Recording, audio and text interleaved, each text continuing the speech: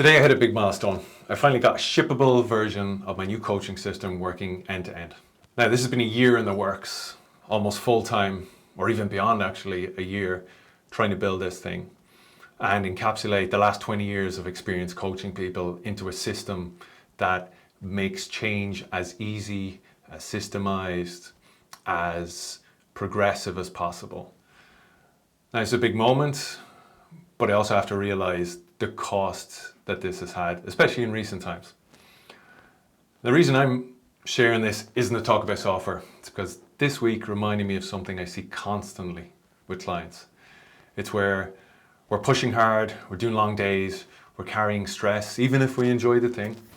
We're still trying to do the right things, train, eat, stay on top of everything. And the natural inclination is to just keep doing more. Like, what's the next thing I have to do? And what happens here then is there's no slack and we're on the edge. When people are stuck, it's rarely because they're not trying. It's usually because their capacity is gone.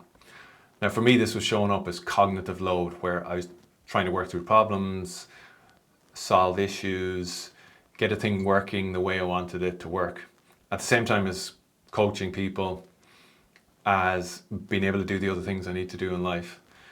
And what I was finding was I was always on, and then noticing this in how my head was feeling, how I wasn't training as consistent as I could.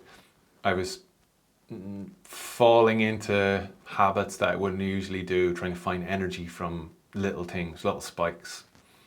And that's the trap. When your capacity's gone, adding more doesn't fix the problem.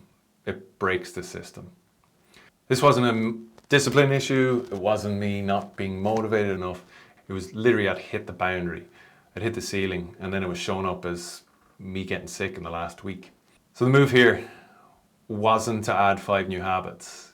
It was to create some slack first. For me, I find the best thing is to focus on one thing.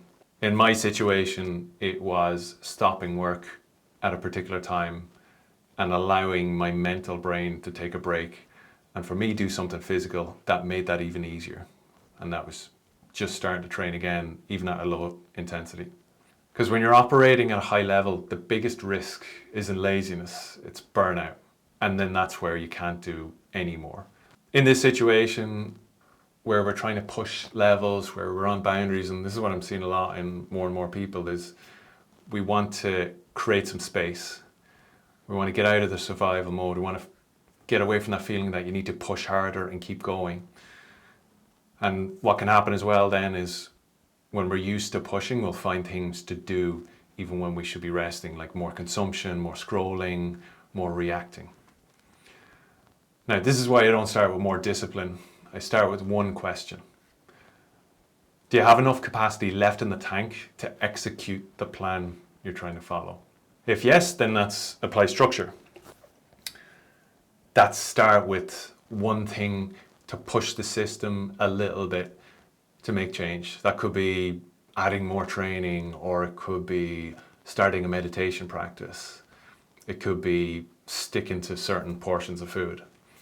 But if it's a no, then that's where we got to start working on the capacity, start to create some slack, give some room that we can then start to push a little bit in terms of the structure. And that might be removing one commitment, it might be finishing work a bit early, it could be a morning walk, it could be a little bit lower intensity of training.